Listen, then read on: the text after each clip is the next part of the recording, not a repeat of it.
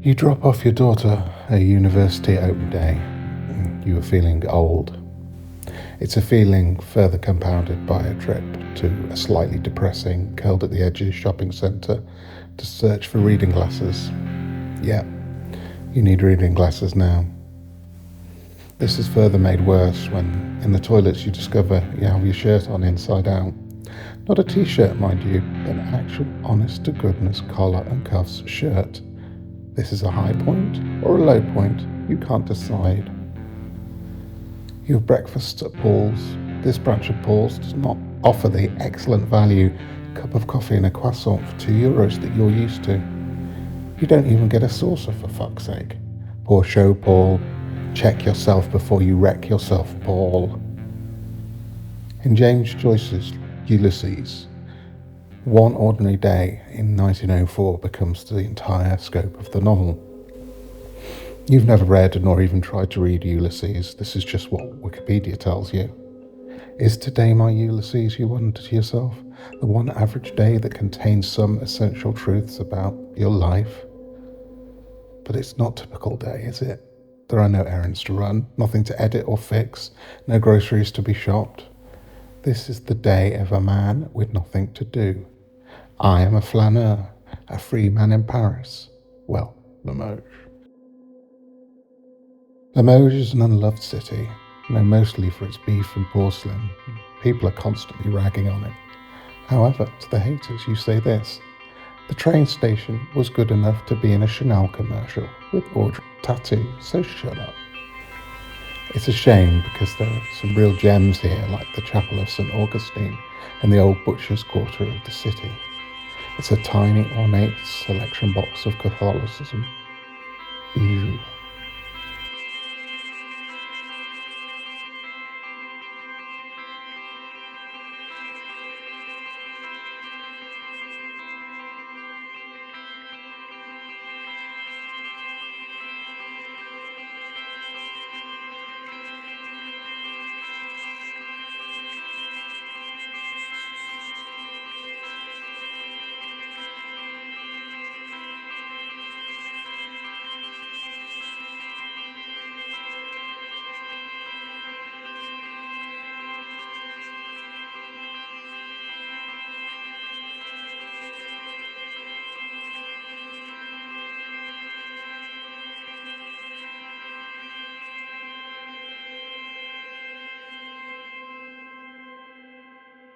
You don't have a church yourself.